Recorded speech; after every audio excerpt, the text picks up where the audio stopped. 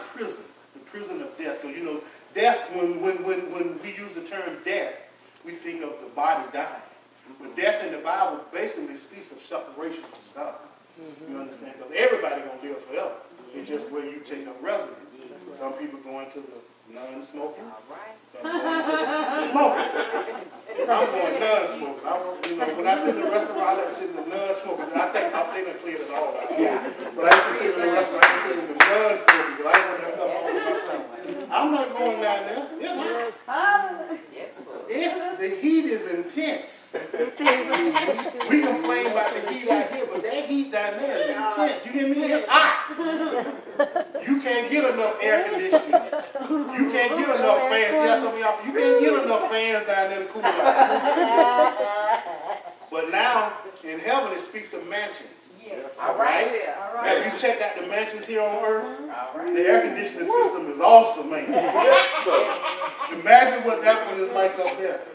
When y'all come by my mansion, you're going to know if it will be ice on the window. If you want to come in, you better bring a coat, because I'm going to have it jumping, bro.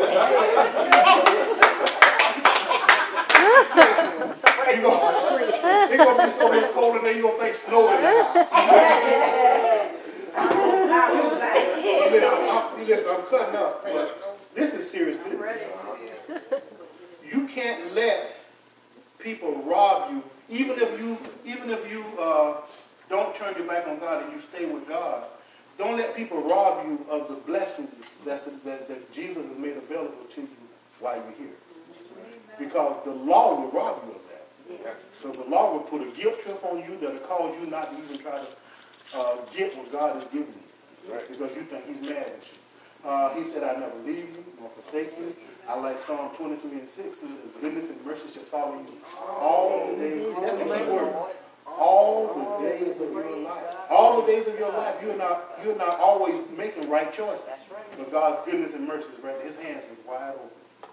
Romans chapter 8, verse 38 and 39 says, nothing can separate us from God. That's right. When you get in trouble, instead of running from God, run to him. And let him put some big old arms around you. Let him bear hug you and let him tell you how much he loves you. Get quiet with him and just hear that small voice on the inside saying, I love you. That brings so much peace and relief. There's nothing in earth that can compare to that. I'm telling you. You're free. God loves you. Amen? Amen. Father God, we just thank you for this time. We thank you for your word. Thank you that your word is making a mark in all our lives that cannot be erased.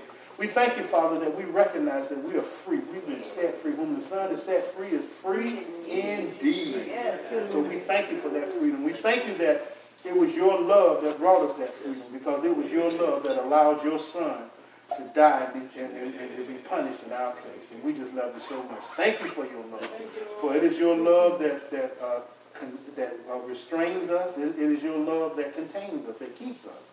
And we just love you so much, Father. We give you praise. In Jesus' name. Jesus. Amen. Amen.